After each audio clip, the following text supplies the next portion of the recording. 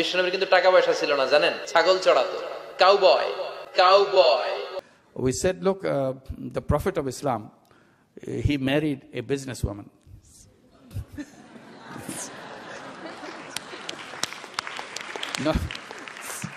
Not only he married a businesswoman, first he worked under her. She took a job. She took a job under her. Later, he married her. I said, if you want to be a good Muslim.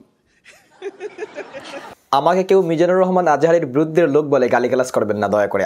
আগে বিষয়টা শুনুন কি হয়েছে। এর আগেও মিজানুর রহমান আজহারী আল্লাহ তাআলার রাসূল সাল্লাল্লাহু আলাইহি সাল্লামের শানে বেয়াদবি করেছেন, হীনমন্যতার পরিচয় দিয়েছেন। এবারও নতুনভাবে আবারও জাতির মধ্যে বিশৃঙ্খল সৃষ্টি করার জন্য উনি আবারও আল্লাহর রাসূলের শানে আবারও কটূক্তিকর বাক্য ব্যবহার করেছেন। রসুলকে বলেছেন কাউবয়। একবার রাসূলুল্লাহ সাল্লাল্লাহু আলাইহি সাল্লামের সিরাত বর্ণনা করতে গিয়ে বলেছেন যে আল্লাহর রসুলের জীবনে নাকি বাড়াবাড়ি আছে, নাউজুবিল্লাহি মিন যালিক।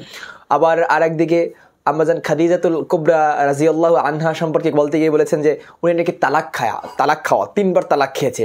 আবার ওনাকে বলছেন উনি কি ইনটাক না, অনেক কিছু বলেছেন। আবার এই নতুনভাবে যখন ওনার জনপ্রিয়তা একদম উপরে লেভেলে উঠে গিয়েছে, লক্ষ লক্ষ মানুষ ওনার জন্য অপেক্ষার পর যখন ওনাকে দেখতে পেয়েছে, তখন উনি আমার মনে হয় জ্ঞান হারিয়ে ফেলছে। দয়া করে কেউ বিরুদ্ধাচরণ করবেন না, আমার কথাগুলো সম্পূর্ণ শুনবেন, এরপর আপনারা কমেন্ট করবেন।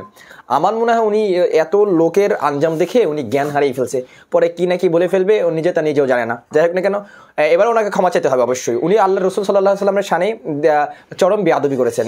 রাসূলুল্লাহ সাল্লাল্লাহু আলাইহি সাল্লামকে কাউবয় বলে, অথচ আল্লাহ রসুলের সামনে এমন কোনো ওয়ার্ড ব্যবহার করা আমাদের মতে কোনোভাবেই কোনো দিক থেকেই যায় না। নবীজির মেষ চড়ানো এবং কাউবয় সম্পর্কে কিছু কথা বলা যাক। নবীদের মেষ চড়ানোর বিষয়টি হাদিসে এসেছে। এটি তাদের ধৈর্য, নম্রতা এবং নেতৃত্বের গুণাবলীকে উন্নত করার জন্য একটি প্রক্রিয়া ছিল জাস্ট। আবার মেষ চড়ানোর মাধ্যমে নবীরা ধৈর্য ও সহমর্মিতা শিখেছেন। আল্লাহ তাআলা নবীদের দ্বারা মেষ চড়িয়েছেন এজন্য যাতে তারা ধৈর্য শিখে এবং মানুষের প্রতি সহমর্মিতা শিখে। কাউবয় এবং নবীদের মেষ চড়ানোর বিষয়টা কিন্তু এক নয়, উভয়ের মধ্যে কিন্তু অনেক পার্থক্য রয়েছে। বর্তমান যুগে যারা কাউবয় ওনারা পেশাগত কাউবয়, ঠিক আছে, কিন্তু আল্লাহ রসুল কিন্তু পেশাগত কাউবয় ছিলেন না। সুতরাং আপনি আল্লাহ রসুলের সামনে এই কথা কেন বলবেন? কাউবয় বলতে যে উচ্ছৃঙ্খল জীবন দ্বারা বোঝানো হয় তা ইসলামের আদর্শে সম্পূর্ণ পরিপন্থী। আচ্ছা, এবার আল্লাহ রসুল এবং খাদিজা রাদিয়াল্লাহু তাআলা আনহা সম্পর্কে কিছু কথা বলি। এর আগে কিন্তু আল্লাহ রসুল এবং খাদিজা রাদিয়াল্লাহু তাআলা আনহা সম্পর্কে যেমনিভাবে মিজানুর রহমান আজহারীও বক্তব্য দিয়েছেন, তেমনিভাবে কিন্তু আমাদের বর্তমানে এই যে কি বলে ডক্টর ইউনুস সাহেব, আমাদের যিনি প্রধান উপদেষ্টা, উনিও কিন্তু একরকমই বক্তব্য দিয়েছেন। তাহলে উনি তো আলেম না আর মিজানুর রহমান আজহারী সাহেব আলেম, তাহলে দুজনের বক্তব্য তো একই।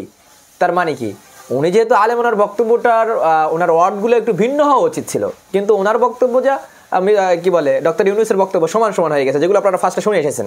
আসলে আল্লাহ রাসূল সাল্লাল্লাহু আলাইহি সাল্লাম কিন্তু খাদিজা রাদিয়াল্লাহু তাআলা আনহার কোনো কর্মচারী ছিলেন না, বরং খাদিজা রাদিয়াল্লাহু তাআলা আনহা এবং আল্লাহ রাসূলের মধ্যে একটি চুক্তিভিত্তিক, যেটাকে মুদারাবা বলা হয়, চুক্তিভিত্তিক একটা যে মুদারাবা বলা হয় যে আমি মালিক, আমি একজনের সাথে চুক্তি করে তাকে আমি আমার ব্যবসায়ের মধ্যে অন্তর্ভুক্ত করলাম, সে ব্যবসা করে আমাকে কিছু লাভ দিবে, সেও নিবে, এটাকে বলা হয় মুদারাবা চুক্তি সম্পর্কে বর্তমানে মনে হয় জানেন না এমন মানুষ খুব কমে আছে, যেহেতু প্রত্যেকটা ব্যাংকই মুদারাবার সিস্টেমটা আছে। সুতরাং এখানে কর্মচারী বলার কোনো সিস্টেম নাই যে খাদিজা রাদিয়াল্লাহু তাআলা আনহা কর্মচারী ছিলেন। আল্লাহর রাসূল, এটা সম্পূর্ণ ভুল কথা। কোনো কর্মচারী ছিলেন না, বরং উভয়ের মধ্যে মুদারাবার একটা চুক্তি ছিলেন, ব্যবসায়িক একটি চুক্তি ছিলেন। এটা সম্পূর্ণ জায়েজ, মুদারাবা সম্পূর্ণ জায়েজ। তো আমি ছোট মানুষ, তারপরে আমি ছোট মানুষ হয়ে যেহেতু আমার একটি বড় প্ল্যাটফর্ম আছে, এই প্ল্যাটফর্মের মাধ্যমে আমি মিজানুর রহমান আজহারী সাহেবের কাছে বিনীত আবেদন জানাবো উনি যেন এই সব ওয়ার্ড নেক্সট টাইম আর ব্যবহার না করে, এইসব ওয়ার্ড থেকে যেন উনি বিরত থাকে এবং উনি যেন জাতির কাছে ক্ষমা চায় যে আল্লাহ রসুলের সামনে এরকম কি বলে কাউবয় শব্দটা মোটেও উচ্চারণ করা ঠিক হয় না। আমি কিন্তু আরেকজন ভক্ত, বাট জাস্ট ওনাকে আমি হুঁশিয়ারি এজন্য করতে চাই যে আপনার জনপ্রিয়তা অনেক শীর্ষে, বাংলাদেশে একমাত্র আপনিই আছেন সর্বোচ্চ জনপ্রিয়তার শীর্ষে, আপনার উপরে বর্তমানে আর কারো কোনো জনপ্রিয়তা নাই। জনপ্রিয়তা নিয়ে আমি একটা ভিডিও করেছি, এর আগে দেখবেন, ওটাও অনেক মানুষ দেখেছে।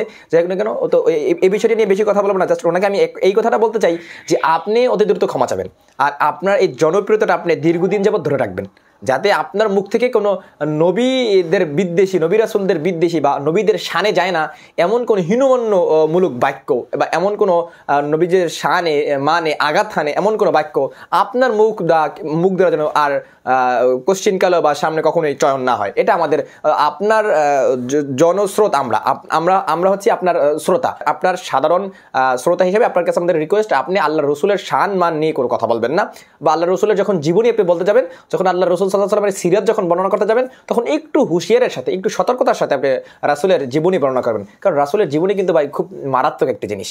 রাসূলের জীবনী পড়ে আপনি কিছু কিছু ব্যাপারটা জানবেন, ওটা কিন্তু আপনি ওয়াজ মাহফিলে বলতে পারবেন না। যেমন আমাদের ওই যে আবু তাহা আদনান রাসূলের জীবনী পড়ে একবার বলেছিল যে আল্লাহ রাসূল সাল্লাল্লাহু আলাইহি ওয়াসাল্লামের কাছে যখন ওহী আসা বন্ধ হয়ে গেল তখন উনি আত্মহত্যা করতে চেয়েছিলেন, অথচ ইসলামে আত্মহত্যা করা সম্পূর্ণ মহাপাপ।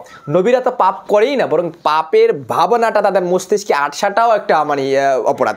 রসুলরা পাপ তো করেই না, বরং তাদের মস্তিষ্কে পাপের কোনো চিন্তা ভাবনাও আসে না।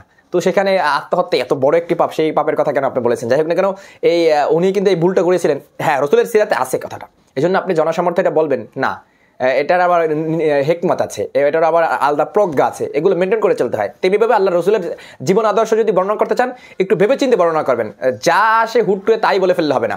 আর ওয়ার্ডগুলো ব্যবহার করার ক্ষেত্রে এক বিশেষ সতর্কতার সাথে বর্ণনা ওয়ার্ডগুলো ব্যবহার করা লাগবে, কারণ এই ওয়ার্ডের মধ্যে জনগণ অনেক কিছু বুঝবে। ক্লিয়ার? আসসালামু আলাইকুম রহমতুল্লাহি ওয়া বারাকাতুহু। কেউ যদি কোনো কষ্ট পেয়ে থাকেন অবশ্যই মাফ করবেন। আসসালামু আলাইকুম।